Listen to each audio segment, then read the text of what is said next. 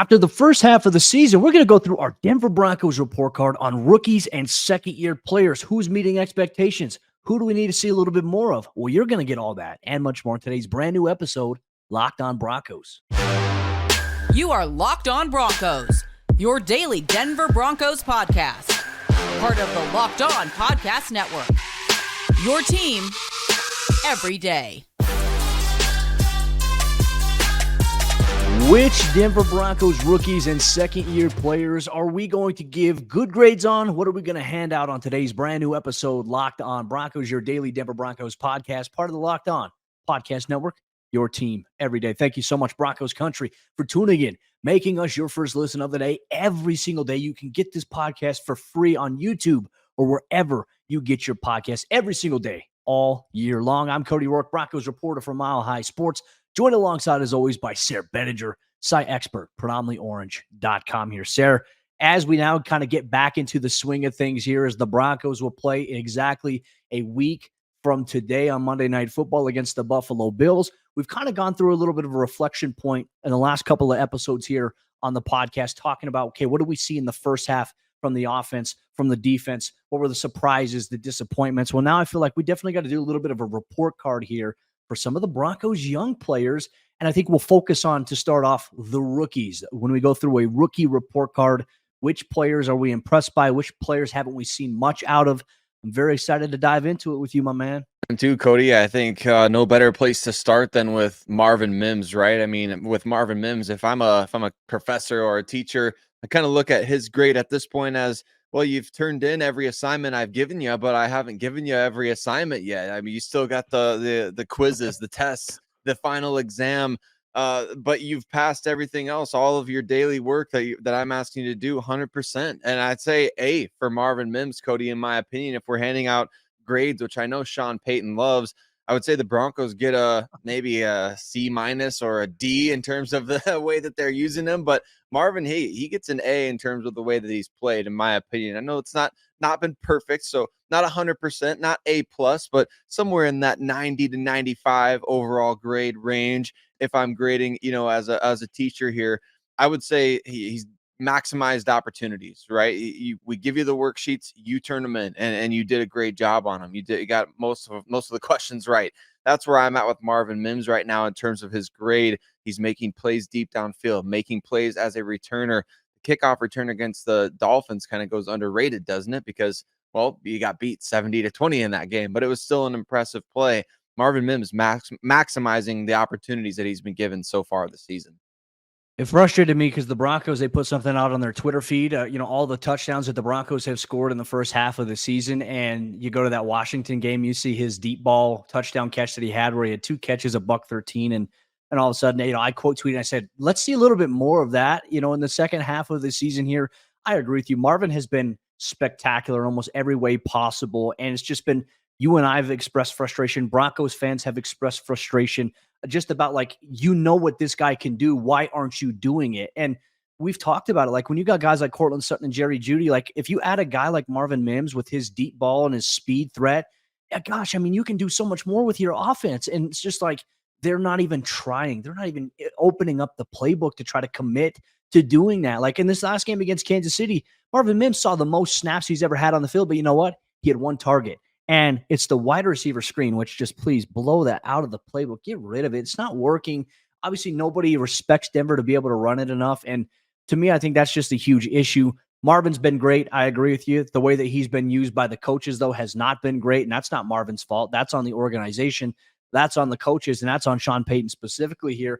But I also think maybe our expectations, too, about this year's rookie class. I think Marvin probably had the highest expectation out of everybody. So now let's go through and maybe look at where Denver's at, considering they didn't have a first-round pick. Obviously, they got Marvin late round 2, and obviously they had 2 moves in round number 3. Drew Sanders, linebacker out of Arkansas, and Riley Moss, cornerback out of Iowa. And to be honest with you, I don't know if there's much of like a grade that I can give these guys, right? I know we're talking about grading and report cards, but I feel like for Drew Sanders, he's getting experience, right? And obviously he's not playing a lot on defense, but he's getting some snaps, and I think that's good for him. But he is impacting on special teams. And while Riley Moss hasn't played on defense, he's also impacting on special teams. So I would say in the small sample size, I think they're right about where we want them to be. I know Broncos fans, and I know, Sayre, you importantly as well, want to see a little bit more of Riley Moss at cornerback.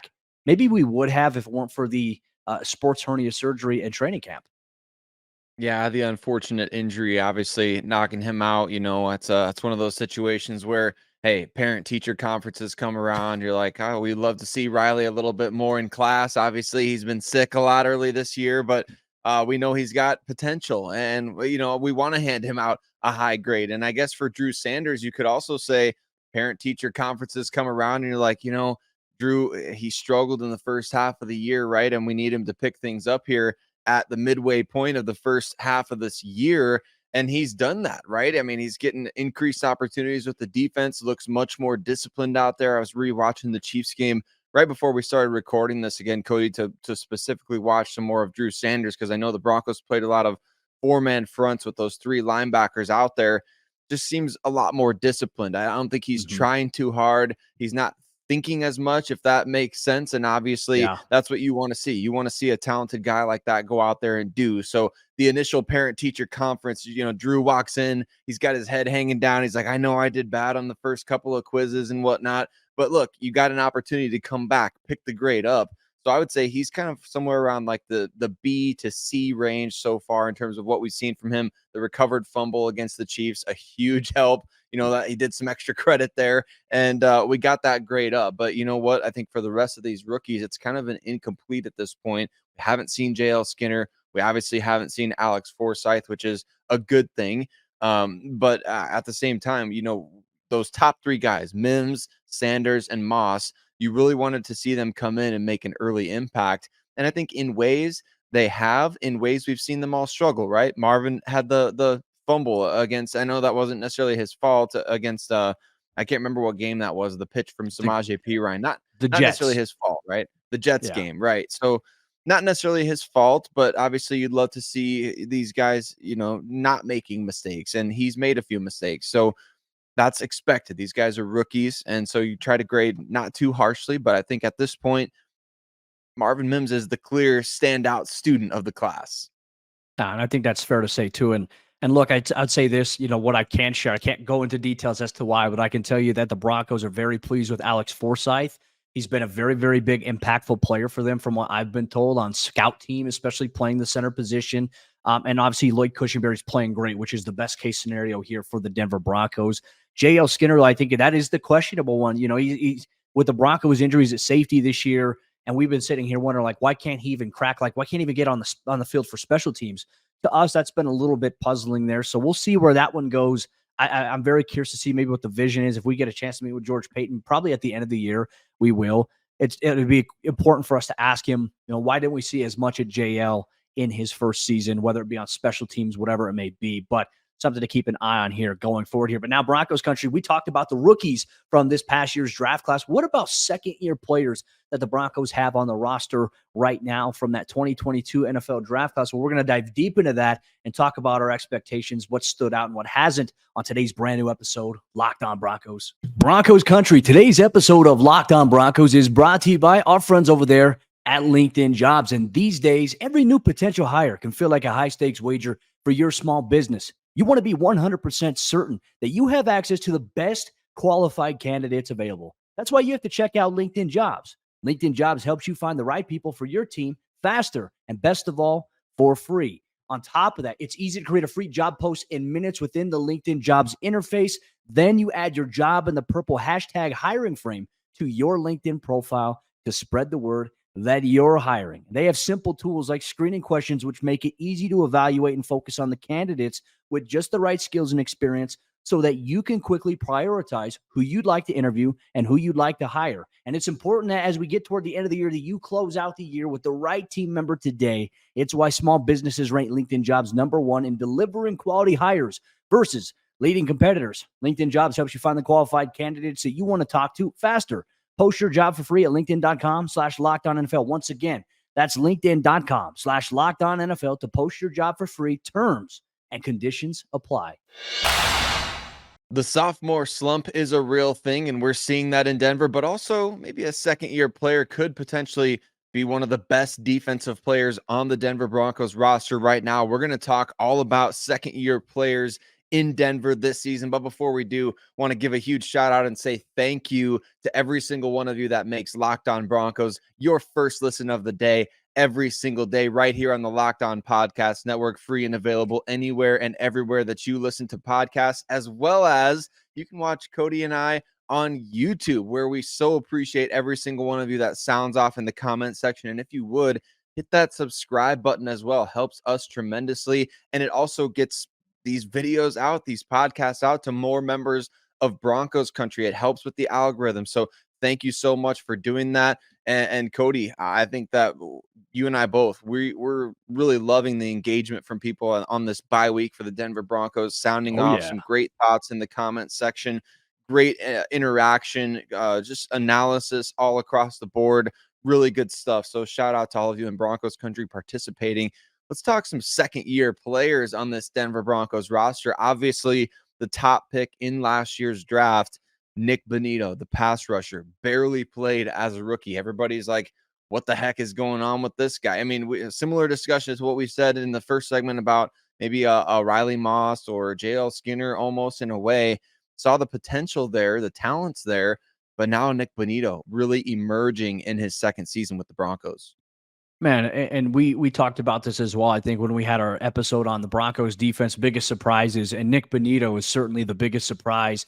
When we talk about just the massive jump from his rookie season to his second year, watching how he's transformed has been good. And I think, look, bringing Jamar Cain in, someone who knows how to get the best out of what he can do from a technique and a positional standpoint, I think that's been very beneficial. Obviously, you got his former college teammate as well, Ronnie Perkins, in the mix here. I mean, Denver's got a lot of guys from Oklahoma on this Broncos roster now, which is very interesting considering, maybe there was a narrative that Denver doesn't look at too many guys from different SEC schools here. But I think overall, I think the biggest thing for Nik Bonitto is just seeing what was this biggest concern coming into the season was, okay, hey, can he be consistent as a run defender? Can he maintain edge discipline? And man, has he done that? I mean, what was the stat? How many tackles for a loss does he have this season? He leads the team, and I think it's 13. 9, if I'm not mistaken. 9, you're right. 9. That's So, correct. Yeah, 13 so to be QB honest hits. with you, Sorry. like that's crazy. Like that is great progress there from him. So for me, look, if I had to give out a grade on Nik Bonitto, I'd give him an A. I would give him an A. I think that's good, right? I think you don't see too many A pluses given out. I think, I don't know, in today's common practice, I think you just see a lot of A's, high A's. Man, he's been such a big surprise. And look, at the beginning of the year, it was Jonathan Cooper and Randy Gregory, but Nik Bonitto made a very, very strong case early on, like, hey, you can't keep me off the field. Like, I'm going to come out here, I'm going to make plays. And yeah, he's done just that here. So now I know you and I are both pleased with Bonito, but I think we definitely need to have a very interesting conversation here about this next guy. And obviously Greg Dulcich, and just the injury to him and the injuries to him over the course of his first 2 seasons. Gosh, man, it's been frustrating. And look, he's super frustrated about it. But when you talk about a guy who has so much talent and so much potential, it stinks when something like an injury, which, look, there's not much he can do about it. He's a big guy. He's super fast for his size, and hamstrings are very, very tricky. We've seen him make great progress all offseason, and then it took week 1 of the NFL regular season to pull it. Then he came back and played a few snaps. Then he pulled it again. And so I would say this has been a massively disappointing year for Greg Dulcich. Like, if we're going to give him a low grade, it's acknowledging, hey, it's not anybody's fault. It's just circumstance. Maybe it's just not a good fit in this classroom here for what's going on this season. Man, just a big loss and a big impact. And ultimately, if Greg Dulcich never turns into the potential player that he can be, a lot of people are going to look at this and say, wow, this was not a very good pick by George Payton. This is a guy Nathaniel Hackett wanted. But look, we've seen, like, this is a guy who can actually play and produce when healthy. The thing is, it's just out of his control. Yeah, it kind of reminds me, maybe this analogy only applies to me. I certainly hope not, Cody, but when I was in elementary school, there was every year you had that kid in class who brought so much to the classroom, was either really funny or really fun to play with at recess. You wanted to sit by him at lunch. Unfortunately, you just never knew when you showed up to school that day if that kid was going to be there, because you're like, I don't know, he seems to be either sick all the time or gone all the time. Again, not necessarily his fault by any means, but you get sick sometimes. That happens. You're not able to come to class. You're not able to take part in all those other things. that's kind of where I'm at with Greg Dulcich, is somebody that you absolutely love it when he's out there on the field. When you see number 80 and his, his flowing hair out there, you'd much rather be talking about that kind of stuff than the hamstring issue, right? Yeah. Because it's really holding back this offense at this point.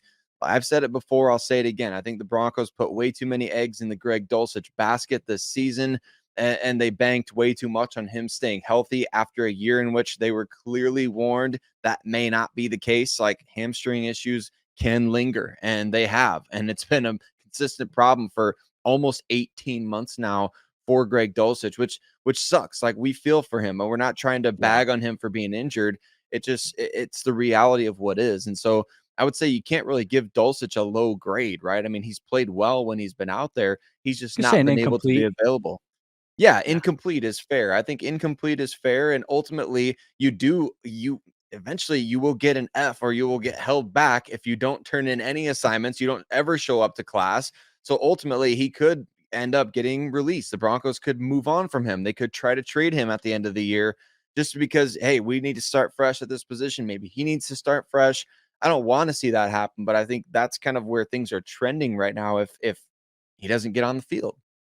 Yeah, I mean, it's just tough. It's frustrating, and as you mentioned, there's only so much you can do. 4 hamstring injuries in the span of 2 years is not ideal, and that means there's probably something else going on in there. And we'll see where Greg Dulcich is at. Obviously, he was placed back on injured reserve. Will he return this season?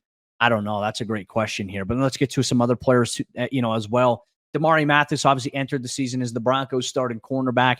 Had some good games. Also had some games where he struggled, and ultimately to the point where the team was like, you know what, we need to make some changes because this isn't working.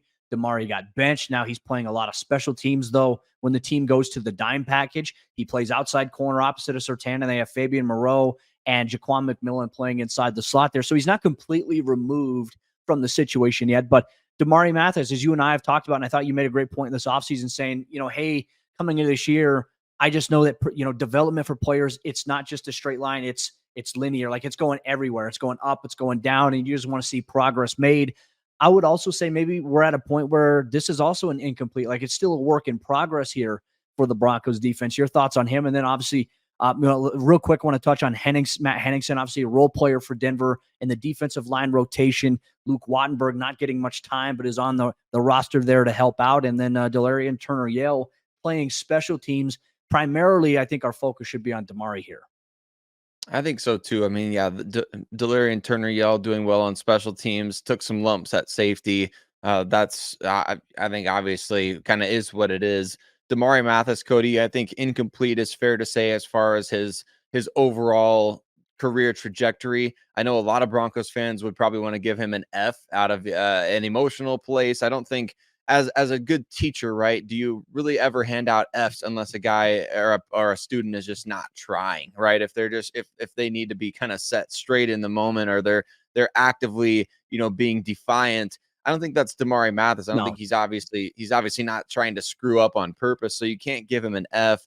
But for his performance this season and the effort that we have seen, I would say if I had to slap a grade on it, I'd say D at this point. And really that's got to be a wake-up call for Demari Mathis to self-evaluate. I'm sure he's harder on himself than anybody in the media is when he's watching his film and things like that. So he's a young player who has an opportunity to improve, played great as a rookie, in my opinion, and I know yours too, Cody. He just needs to bounce back, and that's going to be over time. And we're not going to see it not necessarily against the Buffalo Bills. We're not necessarily going to see it, immediately. It's going to be gradual. One play here and there on special teams. Maybe he gets an opportunity if somebody gets injured, things like that. It's going to be gradual, but he definitely needs to improve based on what we've seen early this year. I believe the quarterback rating in his coverage this year, 131.9, 75+% of passes being thrown into his direction are being completed. So that's really unacceptable from the cornerback position, and that's why you saw the Broncos make a big change. Yeah, and look, I think he's got a great mindset too. I've had a chance to speak with him. He's focused. He understands, hey, this is a business, but he's going to go out there. He's not giving up, and I think that's a good sign you want to see from a young guy who's obviously taking a little bit of hit in the confidence department this season based on performance. But Broncos Country, it also leads to us maybe talking about what would we like to see more of in the second half from some of these players that we have talked about here on today's episode Locked On Broncos, you're going to get that all on today's episode of the show. Today's Locked On Broncos is brought to you by our friends over there at FanDuel Sportsbook. And folks, as you know it, FanDuel Sportsbook is America's number one sportsbook, and they have you covered with all the action this season, not just on the NFL, but all the other sports that are going on, including the NBA, the NHL. It is in full swing here, and FanDuel Sportsbook is the place to be. So score early this NFL season with FanDuel, America's number one sportsbook. And right now, new customers, they can get $150 in bonus bets with any winning $5 moneyline bet. Once again, any new customer, you can get $150 in bonus bets with any winning $5 moneyline bet. You pick a team to win on the money line, you put $5 on it, and if you win, you're going to get $150 in bonus bets if your team wins. If you've been thinking about joining FanDuel, well, there's no better time to get in on the action than right now. The app is super easy to use, and there's a wide range of betting options, including betting on spreads of games, player props like Russell Wilson touchdown passes in a game. What are the action lines going to be over there against the Buffalo Bills on Monday Night Football? FanDuel Sportsbook, you can get in on the action, over-unders, and more. So visit FanDuel.com/lockedon and kick off the NFL season. FanDuel, the official partner of the NFL. As we jump in the fourth quarter action on today's episode, Locked On Broncos, we're going to dive deep into what we want to see more of from some of the first-year and second-year players that we've talked about specifically on today's show. Just want to say thank you so much to everybody in Broncos Country. Thanks for taking time out of your day to make us your first listen. Shout out to all the everydayers out there who listen wherever they get their podcasts, or for those of us that watch on YouTube. We appreciate you so much. Not only do we have Locked On Broncos, but if you're a Colorado sports fan, we have other Locked On channels like Locked On Nuggets. You have the Locked On Avalanche podcast. We have you covered every single day, all year long, for all of your favorite teams and coverage. Locked On Podcast Network, your team every day. Sayre, my friend, I feel like this can be a very, very open and just honest conversation that we have. Like, if we had to sit here and make the case to Sean Payton, let's say Sean Payton listens to the show, which you never know, he might. I know we've had a couple listeners say that, hey, have they listened to Locked On Broncos because they did this, what, things that we've talked about here? I doubt it, but you never know who's listening. I think that's always a very interesting thing about being in media and putting stuff out there. What would you want to see more of here in the second half from any of these players that we've discussed so far today? Well, let's start with Marvin Mims, right? Because I think this is a discussion that everybody is kind of on the same page with, right? Everybody is in unison in Broncos country, unified under this one message, right? Get Marvin Mims more opportunities, especially when it comes to the vertical passing game, right? We all want to see that big play threat out there and actually being a big play and not just being a threat, right? We want to see Marvin Mims making plays. We want to see him getting opportunities. I think even if the ball falls incomplete, even if you're just taking chances, I feel like that's something where Broncos country could get on board with right at this point, because you're seeing some success when you push the ball downfield. I mean, it's not happening frequently enough. And we're seeing it with Courtland Sutton. He's really making some plays. Jerry Jeudy against the Chiefs, incredible downfield play. Marvin Mims has had success downfield. We've seen, I think even Brandon Johnson has made a couple plays, Cody, deep downfield this season. So when the Broncos push the ball deep, they are having success. Get Marvin Mims more opportunities. And like you said, throw those, you ever see The Sandlot, right? You've seen that movie when he goes up to Smalls and he's like, hey, you got a fireplace?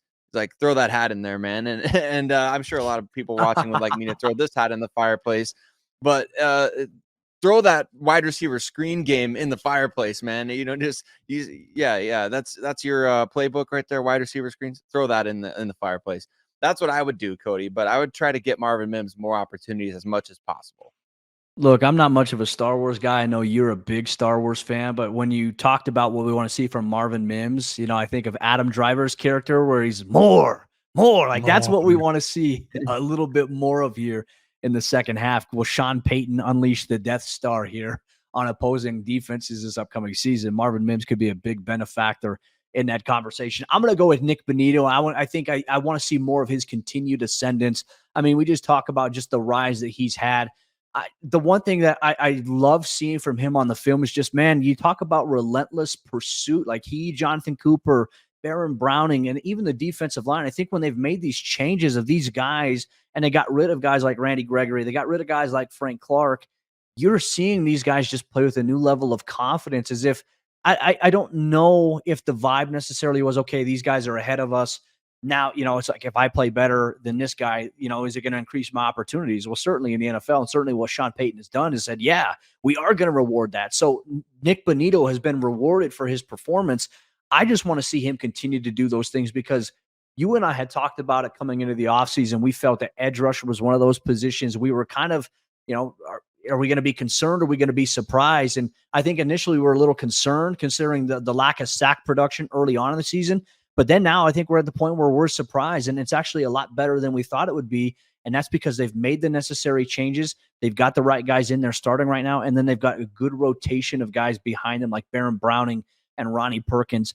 I've been so impressed, and I want to see the Broncos get after the quarterback even more. Can Nik Bonitto get to a point here, Sayre, where maybe he gets to 8 or 9 sacks? Like, if that happens, if that's his total at the end of the year, to me, that's a massive success for the Broncos. I think so too. I was just thinking, even getting to double digits, since he's at 5.5 right now. We got 9 games left. Can you get 4.5 sacks in the next 9 games? I mean, he's definitely on track to do that. And I can't remember who's the last Broncos pass rusher to reach double digits. Probably, I think it was Bradley the Chubb. last one. I think it was either Bradley Chubb and Von. I don't know if anyone did it in 2019. You correct me if I'm wrong, Cody, but I think 2018, when Von Miller and Bradley Chubb both topped double digits. 26 and a half combined between those two guys. Yeah, exactly. Gosh, so it's been a while. It's been a while.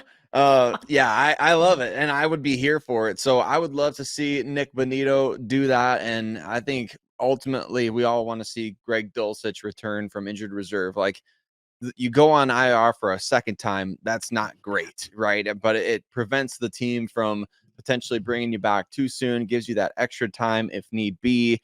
I don't know how severe this hamstring injury was, Cody. I don't think I've heard anything about Dulcich having any sort of surgery or anything like that. So that kind of leads me to believe that he's probably got a chance to come back at the very least, but also you wouldn't blame the Broncos if they did shut him down for the season, and ultimately you get placed on IR twice. You only get so many times that you can call guys back from injured reserve, right? Or just players on your roster in general. I can't even remember off the top of my, because they change it seemingly every year, how many guys you can bring back off of IR. But the Broncos, I mean, they've done it a few times at this point, haven't they? They did it for PJ Locke. They've done it for a number of others. So you got to be selective. Dulcich being another one already. So would love to see him back. Just don't know if that's realistic at this point, but I would love that, because the Broncos didn't make any moves at tight end at the trade deadline. All right. So this is where it's like, all right, hey, we're humans in this media world. I don't always know everything, right? And people think I know everything. I don't know everything. And I'm admitting it here on the podcast. I know you can bring guys back twice on IR, and I think that's a great rule change there. But is there a certain deadline here? Like, for example, it doesn't have to be after 4 weeks if Greg still is on it and needs a little bit more time. Is there a deadline from where they can remove a guy from the IR, or is there a point where it becomes permanent if they don't bring him off? I can't recall. I don't, like you said, I don't know everything about all these. Like week 16, can he come back week 16 if that's how I think long he it can. takes? Okay. I think he can. Yeah, I think he's eligible for that. So I don't know how many guys you can bring back total. I think it's either 7 or 8 sounds about right that you can bring back throughout the course of a season. It's 5 to 8, something like that. Let's put it there. But yeah, I think Dulcich, he would not count as just one guy. That would be 2, additions back to your roster, as opposed to just, oh, well, he had to come off IR, then he went back on, and now he's coming off again. That would be 2 uses of your bringing guys back. So I don't know, but I think it could be any time. Oh, we'll see. Hey, could Tim Patrick potentially come back with all this talk about how Achilles injuries are healing?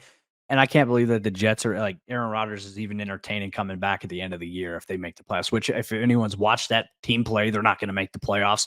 I think last week that New York versus New York game was just an abject disaster. That set the brand of football back in about 20 years watching that. But hey, you know what? You won on a field goal late. Congratulations to you there. But anyways, Broncos Country, we want to hear from you. What would you like to see from first-year, second-year players in the second half part of the Broncos' upcoming schedule? 9 games remain. Can they go on a run? The team internally believes that they can, and we'll be here every step of the way on Locked On Broncos. We'll be back tomorrow for a brand new episode of the show as we get back into the swing of things here as the team now shifts their focus for a Monday Night Football matchup against the Buffalo Bills.